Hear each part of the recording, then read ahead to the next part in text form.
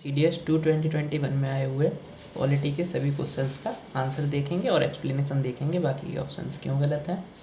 और मैं जो है सेट सी से करा रहा हूँ। ओके, आप देख सकते हैं ये सेट सी है। तो क्वेश्चन नंबर 9 से स्टार्ट करते हैं। मतलब पहला क्वेश्चन यही है पॉलिटी का, इससे पहले पॉलिटी का एक भी क्वेश्चन नहीं है। पहला क्वेश्चन है, भारत के संविधान के संदर्भ में निम्नलिखित में से कौन सा कथन सही नहीं है। तो जो कथन सही नहीं है वही हमारा राइट आंसर होना चाहिए। ठीक है, संविधान के 85वें संशोधन अधिनियम के द्वारा अनुच्छेद 21 का के अधीन शिक्षा का अधिकार जोड़ा गया है। ये बात जो है वो गलत है। आपको पता होना चाहिए ये 85वां संविधान संशोधन नहीं, जबकि 86वां संविधान संशोधन था और उसके द्वारा 21 का शिक्षा का अधिकार 6 से 14 वर्ष के बच्चों के लिए जोड़ा गया था। तो ये हमारा गलत ऑप्शन है, और चूँकि गलत पूछा है तो ये हमारा राइट आंसर हो जाएगा ऑप्शन ए। और ऑप्शन देखते हैं। अनुच्छेद 22 में निवारक निरोध के बारे में उल्लेख किया गया है। जी हाँ, prevention detention. Article 22 close 4 to 7 जो है प्रिवेंशन डिटेंशन के बारे में हमें बताते हैं, प्रिवेंटिव डिटेंशन। ऑप्शन सी देखिए, संवैधानिक उपचारों का अधिकार यानी कि राइट टू कॉन्स्टिट्यूशनल रेमेडीज। संविधान के भाग 3 में आर्टिकल 32 की बात कर रहे हैं, और आर्टिकल भाग 3 में जो है 12 से 35 आर्टिकल है, तो आर्टिकल 32 इसी में आता है। तो ये बात भी एकदम सही है। उच्च न्यायालयों की रिट अधिकारिता भारत के उच्चतम न्यायालय से अधिक व्यापक है। ये बात भी एकदम सही है। हाई कोर्ट जो है वो सुप्रीम कोर्ट से ज़्यादा व्यापक है, ज़्यादा वाइड फैला हुआ है रिट के मामले में। तो ये ऑप्शन भी एकदम सही है। तो हमें गलत पूछा गया था, गलत ऑप्शन ए है, तो यानी कि राइट आंसर हो जाएगा हमारा ऑप्शन नंबर ए। ठीक है, क्वेश्चन देखिए, क्वेश्चन नंबर 11। 10 जो है वो हिस्ट्री का है ना। संविधान संशोधन के संबंध में निम्नलिखित में से कौन से कथन सही हैं और कौन से कथन गलत हैं। ठीक है, तो पहला बोला है संविधान का संशोधन करने की प्रक्रिया अनुच्छेद 368 में संबंधित है। ये बस एकदम सही है। और ये हम पार्ट की बात करें तो पार्ट 20 हो जाता है, और आर्टिकल 368 है, उसके द्वारा संशोधन किया जा सकता है, यानी कि ऑप्शन नंबर 1 ये मतलब पहला वाला करेक्ट है। संविधान का संशोधन करने संबंधी विधेयक को संसद के किसी भी सदन में प्रस्तुत किया जा सकता है। ये बात भी एकदम सही है। आप इसे लोकसभा या राज्यसभा किसी भी सदन से प्रस्तुत कर सकते हैं। हाँ, बट ये है दोनों सदनों से पास होना चाहिए, और संविधान संशोधन में जॉइंट सिटिंग जो है वो नहीं हो सकती है। ठीक है, तीसरा पॉइंट बोला गया है अनुच्छेद 368 की विशिष्ट प्रक्रिया सामान्य विधान पर संवैधानिक शक्तियाँ निहित करती है। ये बात गलत है। सामान्य विधान कोई भी हो उस पर हम 368 के तहत संशोधन कर सकते हैं। ठीक है, तो ये बात गलत है एकदम। ठीक है, हाँ, तो पहला और दूसरा कौन से सही में, डी। तो डी ऑप्शन जो है राइट आंसर हो जाएगा। ओके, क्वेश्चन नंबर 12 देखिए, निम्नलिखित में से किस परिस्थिति में भारत के संविधान के अनुच्छेद 352 के अधीन भारत के राष्ट्रपति द्वारा आपात की उद्घोषणा नहीं की जा सकती। ठीक है, 352 के तहत हम जो है राष्ट्रपति आपातकाल लगा सकता है किसी भी राज्य में। राज्यों के आपात के लिए 352 है। युद्ध के समय, तो ये बात सही है, युद्ध के समय राष्ट्रपति आपातकाल लगा सकता है। बाह्य आक्रमण के समय भी चाइना यहाँ पे अटैक करता है तो फिर राष्ट्रपति जो है आपातकाल लगा सकते हैं, है ना। युद्ध के समय भी लगा सकते हैं। और सेना अगर सशस्त्र विद्रोह कर देती है तब भी राष्ट्रपति आपातकाल लगा सकते हैं। लेकिन अगर इंटरनल अशांति है ना, इसे इंग्लिश में क्या बोलेंगे, इंटरनल डिस्टर्बेंस, तब राष्ट्रपति जो है आपातकाल नहीं लगा सकते।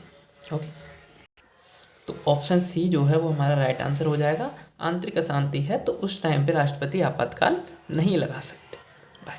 क्वेश्चन देखिए, निर्वाचक नामावली के संबंध में निम्नलिखित में से कौन सा कथन सही है, कौन से सही है ना। इंग्लिश में पढ़ लेते हैं। Which of the following statement regarding the electoral rolls each are correct, है ना। कौन सा सही है, कौन से सही है। प्रत्येक प्रादेशिक निर्वाचन क्षेत्र की एक साधारण निर्वाचन नामावली होती है। ये बात सही है एकदम। हर एक निर्वाचन क्षेत्र की एक नामावली होती है। धर्म, मूलवन, जाति, लिंग या इनमें से किसी एक के आधार पर कोई व्यक्ति निर्वाचक नामावली में सम्मिलित किए जाने के लिए अपात्र नहीं है। ये बात भी सही है।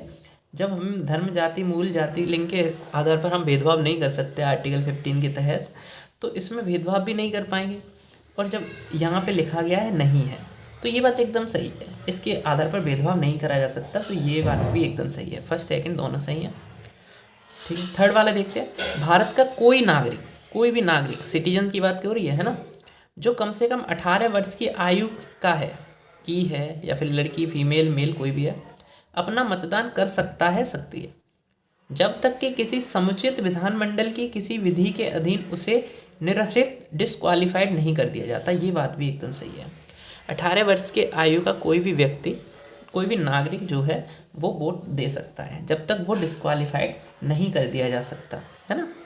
तो ये बात भी एकदम सही है, यानी कि फर्स्ट, सेकंड, थर्ड तीनों सही है। तो हमारा राइट आंसर ऑप्शन बी हो जाएगा, तीनों सही है। नेक्स्ट क्वेश्चन देखते हैं। टोटलिटेरियनिज्म के बारे में निम्नलिखित में से कौन सा कथन सही नहीं है। ये क्वेश्चन काफ़ी टिपिकल है ना। ये एक प्रकार की गवर्नमेंट का रूप है, ओके, जिसमें जनता के जो मूल अधिकार होते हैं वो लगभग छीन ले जाते हैं। गवर्नमेंट जो है वो हर चीज़ पे पब्लिकली बहुत ज़्यादा कंट्रोल करती है। यह एकतंत्र और सत्तावाद के सदृश नहीं है, ये बात एकदम सही है। यह इसके बराबर नहीं है। यह व्यक्तियों को राजनीतिक स्वतंत्रता छीन लेता है, ये बात सही है, किंतु यह व्यक्तित्व स्वतंत्रता नहीं छीनता, ये बात गलत है। इस वजह से ये वाला ऑप्शन गलत हो जाएगा और गलत ही ढूंढना है, तो यानी कि ऑप्शन बी हमारा राइट आंसर। इसमें नागरिक समाज का उन्मूलन अंतर्निहित है, ये बात सही है।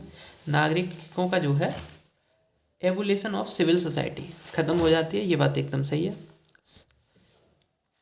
सामान्यतः यह एक दलीय राज्य के रूप में पहचाना जाता है, ये बात सही है। ऑटोक्रेसी आ गई तो एक दलीय राज्य के रूप में ही पहचाना जाएगा, ओके। नेक्स्ट क्वेश्चन देखिए। राज्य की लोक सेवाओं में न्यायपालिका को कार्यपालिका से पृथक करने के लिए राज्य कदम उठाएगा। यह उपबंध भारत के संविधान के किस भाग में समाविष्ट है। तो जब राज्य की बात आ गई तो जाहिर सी बात है पार्ट 4 आएगा। राज्य के नीति निर्देशक तत्व की बात कर रहे हैं ना, राज्य तो पार्ट 6 का पार्ट है एक, है ना। लेकिन ये आर्टिकल की बात करी जाए तो आर्टिकल 50 है, जिसमें कार्यपालिका को न्यायपालिका से अलग किया गया है, ओके। नेक्स्ट क्वेश्चन देखिए। लोकसभा का अध्यक्ष निम्नलिखित में से कौन सा कथन सही है। इसमें सही बात पूछा गया है ना। लोकसभा का अध्यक्ष किसी सदस्य को अपनी मातृभाषा में सदन को संबोधित करने की अनुज्ञा दे सकेगा यदि वह हिंदी में या अंग्रेजी में अपनी पर्याप्त अभिव्यक्ति नहीं कर सकता। ये बात एकदम सही है। अगर कोई लोकसभा या लोकसभा का सदस्य है, वो स्पीकर से पूछ के किसी भी भाषा में अपना भाषण जो है दे सकता है, अगर उसे हिंदी या अंग्रेजी नहीं आती है तो, है ना। वैसे हिंदी अंग्रेजी चलती है वहाँ पे। संसदीय समितियों का अर्थ कार्य हिंदी या अंग्रेजी में संपादित किया जाता है, ये बात भी एकदम सही है ना। संसदीय समितियों के कार्यव्रत निरपवाद रूप से हिंदी या अंग्रेजी में तैयार किए जाते हैं। तो संसदीय समितियां जो होती हैं वो हिंदी या अंग्रेजी में ही कार्य किए जाते हैं उनके, ये बात भी एकदम सही ही है। तो यानी कि तीनों ऑप्शन जो है वो सही है, ठीक है। फर्स्ट वाला पॉइंट समझने का था, अगर कोई व्यक्ति जो है अपनी मातृभाषा में हिंदी या अंग्रेजी में नहीं बोल पा रहा है तो अपनी मदर टंग में जिसमें उसने सीखा है उसमें बोल सकता है, बट लोकसभा के स्पीकर की परमिशन लेके। अब वो उसकी जो वॉइस है वो ट्रांसलेट कर दी जाती है, ओके बाय। नंबर 34 देखिए, एकदम बेहतरीन क्वेश्चन है, मज़ा आ जाएगा। भारत के संविधान के अनुच्छेद 12 में यथा परिभाषित शब्द राज्य का सही अर्थ निम्नलिखित में से कौन सा है। तो इसमें से जो भी ऑप्शन हो आपको राज्य पता होना चाहिए, राज्य होता क्या है, ओके। राज्य जो है 4 पार्ट होंगे तभी वो राज्य बोला जाएगा, ओके। तो सबसे पहले उसमें जनसंख्या होनी चाहिए, ठीक है। दूसरा चीज़ है उसकी कुछ ज़मीन होनी चाहिए, भूभाग होना चाहिए, उसका कुछ पार्ट होना चाहिए, उसकी अपनी सरकार होनी चाहिए, खुद की सरकार होनी चाहिए, कंट्रोल नहीं होना चाहिए, और संप्रभुत्व होनी चाहिए। कंट्रोल नहीं होना चाहिए मतलब यही हो गया, ठीक है। अब जो राज्य होते हैं, ठीक है, उनकी जनसंख्या खुद की होती है, भूभाग होता है, सरकार होता है, संप्रभुत्व होती है। इसका आशय केवल भारत सरकार से, ये बात गलत है। केवल भारत सरकार से इसका कोई आशय नहीं है। भारत सरकार भी एक राज्य है, लेकिन केवल भारत सरकार से, ये बात गलत है। इसका आशय केवल भारत सरकार और भारत की संसद से है, ये बात भी गलत है। इसका आशय केवल भारत सरकार, भारत की संसद तथा प्रत्येक राज्य की सरकारों और विधानमंडलों से है, ये बात भी गलत है ना।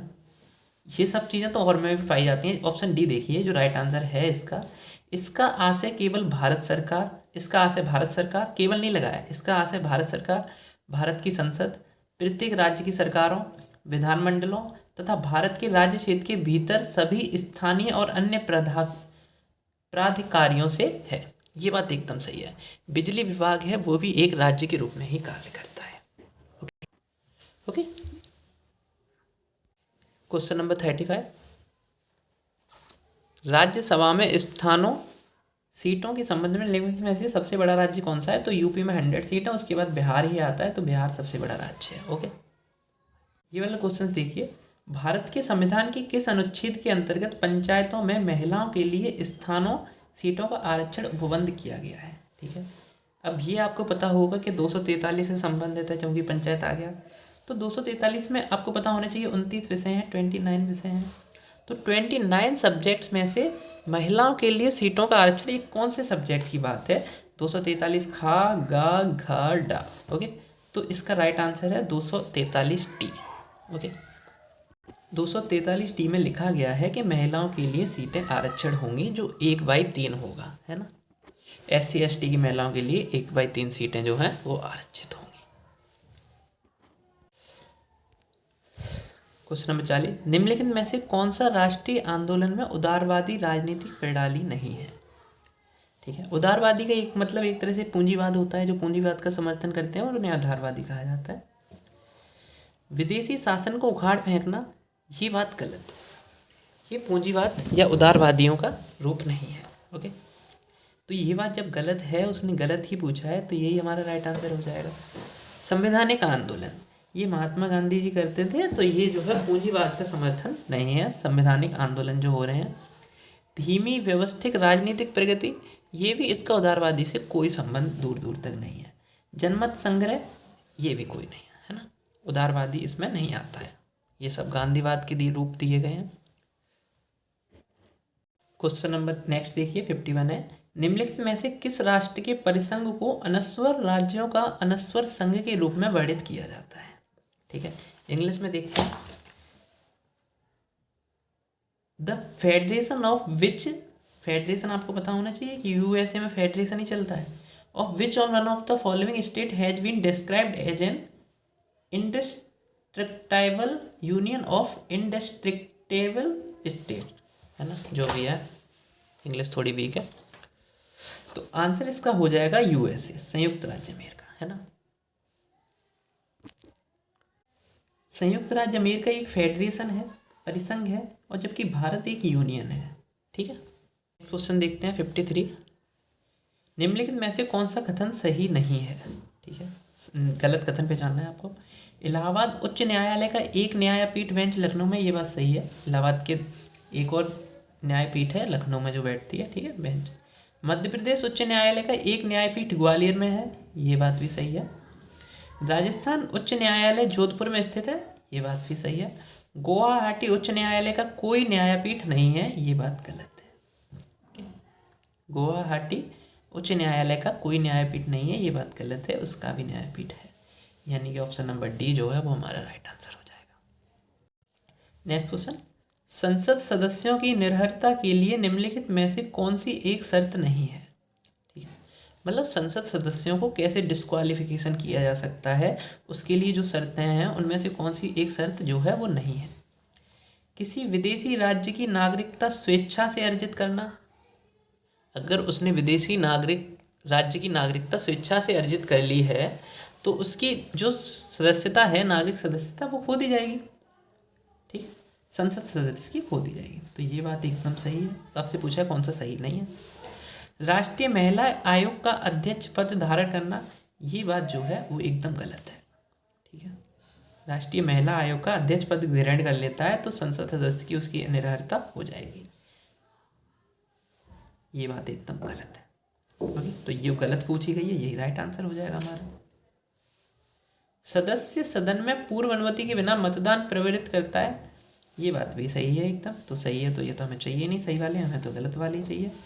सदस्य राष्ट्रीय कोयला विकास निगम लिमिटेड के निदेशक मंडल का अध्यक्ष पद धारण करता है, तो ये बात भी सही है, और जो ये सही है तो ये बात गलत है, क्योंकि हमें ऑप्शन देखना है, तो गलत जो है वो राष्ट्रीय महिला आयोग का अध्यक्ष पद धारण करना, ये बात गलत हो जाएगी, और गलत ही पूछा गया है, तो बी ऑप्शन जो है इसका राइट आंसर हो जाएगा। देखिए, प्रवर्तन निदेशालय के संबंध में निम्नलिखित में से कौन सा सही नहीं है? आपसे नहीं है वाले ज़्यादा पूछे गए हैं इस पेपर। यह राजस्व विभाग वित्त मंत्रालय के अधीन वित्तीय अन्वेषण अभिकरण एजेंसी है, ये बात सही है एकदम। यह विदेशी मुद्रा प्रबंधन 1999 का प्रवर्तन करता है, ये बात भी एकदम सही है। यह धन शोधन निवारण अधिनियम 2002 का प्रवर्तन करता है, ये बात भी सही है। यह बेनामी संपत्ति समव्यवहार प्रतिषेध अधिनियम 1988 का प्रवर्तन करता है, ये बात गलत है और गलत ही पूछा गया है, तो ये सही है। एक्चुअली ये काफ़ी नियम है, ये काफ़ी टिपिकल क्वेश्चन है, आपको सारे पता होने चाहिए तभी आप इसका क्वेश्चन कर पाएंगे। तो ये काफ़ी डिफिकल्ट क्वेश्चन माना जाएगा और ऑप्शन डी जो है इसका राइट आंसर हो जाएगा। नेक्स्ट क्वेश्चन देखते हैं, निम्नलिखित में से कौन सा सही नहीं है? ठीक है, ऑप्शन है कृषि आय पर कर राज्य सूची का विषय है, ये बात भी एकदम सही है। कृषि आय पर कर जो है, टैक्स जो है, वो राज्य सूची का विषय है। एग्रीकल्चर में आता है, राज्य सूची में ही आता है। ये क्वेश्चन को मैंने अलग से भी कराया हुआ है पूरा अच्छे से समझा के। मूल्य नियंत्रण समवर्ती सूची का विषय है, ये बात भी एकदम सही है। बीमा जो है, इंश्योरेंस, वो संघ सूची में शामिल नहीं है, ये बात गलत है। बीमा जो है संघ सूची में ही शामिल है, ये यूनियन लिस्ट में ही आता है, तो आपको गलत ही पहचानना है, यही राइट आंसर है। वन संबंधी सूची का विषय है समवर्ती फॉरेस्ट, ये बात भी सही है। ओके, तो जो आपको गलत पूछी गई थी वो यही है ना। यूनियन में शामिल है, उसने नहीं आ गया, तो यही इसका राइट आंसर है। और बाकी के तीनों ऑप्शन जो है वो सही दिए हुए हैं। ठीक है, इस बार ये देख सकते हैं सारे सब्जेक्ट्स, ये 42nd अमेंडमेंट के द्वारा जोड़े गए थे। Education, forest, wet and management, protection of wild life animals and worlds, administration of justice. तो ये जो है स्टेट से समवर्ती सूची में डाल दिए गए थे, यानी कि कॉन्करेंट लिस्ट में है, स्टेट लिस्ट से। नेक्स्ट क्वेश्चन देखिए, भारत की संघीय व्यवस्था के स्वरूप के संबंध में निम्नलिखित में से कौन सा कथन सही नहीं है? ओके, राज्यसभा में राज्यों के प्रतिनिधित्व में कोई समानता नहीं है, ये बात जो है एकदम सही है। ठीक है, राज्यसभा में राज्यों के प्रतिनिधित्व में कोई समानता नहीं है, कोई भी समानता नहीं है, एकदम सही बात है। आरंभ में सिक्किम को संघ में पूर्ण राज्य के रूप में शामिल नहीं किया गया था, ये बात भी सही है। पहले सह राज्य बनाया गया था, उसके बाद में पूर्ण राज्य बनाया गया था, यानी आरंभ में जो है उसे पूर्ण राज्य के रूप में शामिल नहीं किया गया था, ये बात भी एकदम सही है। भारत के संविधान में आंध्र प्रदेश के लिए अनुच्छेद 371 घ के अधीन विशेष उपबंध किए गए हैं। इसकी भी मैंने जो है पहले ही आपको वीडियो बनाई थी। 371 में जो है 10 पार्ट थे, कौन कौन से राज्यों को विशेष आरक्षण दिया गया है, ठीक है, जम्मू कश्मीर के अलावा, उनकी लिस्ट बताई गई थी। और 371 घ में जो है आंध्र प्रदेश के बारे में ही बताया गया है, तो ये ऑप्शन भी सही है। ऑप्शन डी क्या है, आपको गलत पहचानना है। भारत का संविधान आपात स्थितियों के दौरान संघीय सरकार को एकात्मक पद्धति की सरकार अर्जित करने में सक्षम बनाता है, ये बात गलत है। ठीक है, भारत संघीय सरकार है, रहेगी। ओके, तो ये चीज़ का ऑप्शन गलत है, तो डी ऑप्शन इसका जो है वो राइट आंसर हो जाएगा। भारत का संविधान वाक स्वातंत्र्य और अभिव्यक्ति की स्वतंत्रता की गारंटी देता है, सही बात है, आर्टिकल 19 के तहत। किंतु यह स्वतंत्रता राज्य द्वारा अधिरोपित कतिपय युक्तिबद्ध निर्बंधों के अध्याधीन है। ठीक है, राज्य अगर लिमिटेड कर सकती है ना, ठीक है। ये निर्बंधन निम्नलिखित में से किससे संबंधित हो सकते हैं? सही बात है, तुम किसी की मानहानि नहीं कर सकते, ऐसा थोड़ी है बोलने की स्वतंत्रता है तो किसी की मानहानि कर दोगे, तो यहाँ पे जो है दिक्कत हो जाएगी, तो पहला वाला सही है। शिष्टाचार अथवा नैतिकता, तुम किसी की शिष्टाचार और नैतिकता पर सवाल नहीं उठा सकते, उठा सकते हो बट एक लिमिटेड में रह के, है ना, ज़्यादा नहीं बोल सकते, तो ये भी इसका ऑप्शन में आ जाएगा। किसी अपराध के लिए उकसाना, है ना, इसे इंसाइटमेंट कहते हैं, तो अपराध के लिए उकसाना और तुमने अपराध कर दिया, तो ये भी एक गलत बात है। ओके, तो ऑप्शन 1, 2, 3 तीनों ही जो है इसके सही हो जाएंगे, 1, 2, 3, है ना। आपको अभिव्यक्ति की स्वतंत्रता है बोलने की, इसका मतलब ये नहीं है आप कुछ भी बोलेंगे, है ना, लिमिटेड है। देखिए, भारत के संविधान में निम्नलिखित में से कौन सा संशोधन किसी आपात की उद्घोषणा को न्यायिक पुनरावलोकन से उन्मुक्त करता है? ये क्वेश्चंस मैंने पहले भी कराया हुआ है और इसमें बोला था कि ये ऑप्शन जो दिए हुए हैं वो गलत हैं। न्यायिक पुनरावलोकन की बात जो है 38th अमेंडमेंट में की गई थी और इसमें से ये जो है कोई सा भी अमेंडमेंट ऑप्शन में है ही नहीं, तो ये क्वेश्चन जो है वो गलत आया है। ओके, 38th अमेंडमेंट है, अब देखते हैं वो कैसे सही मानते हैं। नेक्स्ट क्वेश्चन, और रेगुलेटिंग एक्ट 1773 पारित करने के बाद निम्नलिखित में से किस ब्रिटिश अधिकारी को गवर्नर जनरल पद पर पदोन्नत किया गया था? तो आप सब जानते हैं वॉरेन हेस्टिंग, जो इसका राइट आंसर है। यहाँ पे पॉलिटी के सारे क्वेश्चन समाप्त होते हैं। अगर आपको वीडियो पसंद आई है तो आप लाइक कर सकते हैं, और अगर आप चाहते हैं कि मैं 2020 के भी क्वेश्चंस करूँ या फिर इससे पहले जो पेपर था उसके भी सारे क्वेश्चंस कराऊँ, तो आप जो है कमेंट सेक्शन में बता सकते हैं। बाय।